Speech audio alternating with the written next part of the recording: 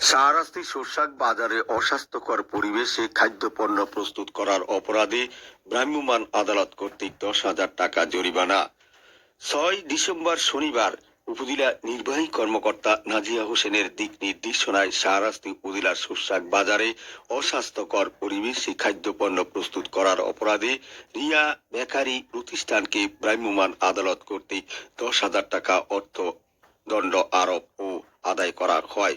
ভ্রাম্যমাণ আদালত পরিচালনা করেন উপজেলা সহকারী কমিশনার ভূমি হিল্লোল চাকমা। এছাড়া তিনি একই দিনে সুচিপাড়া দক্ষিণ ইউনিয়নের 2 নং ওয়ার্ডের রাগুই গ্রামে ফসলি জমি হতে অবৈধভাবে বেকুর মাধ্যমে মাটি উত্তোলনের বিরুদ্ধে অভিযান পরিচালনা করে বেকুর ব্যাটারি ও আনুষঙ্গিক যন্ত্রপাতি জব্দ করেন। উক্ত অভিযানে সহযোগিতা করেছেন শাহরাস্তি থানার পুলিশ, আনসার সদস্য ও রাগুই ইউনিয়ন ভূমি অফিসের উপসহকারী সৈয়দ মনির হোসেন।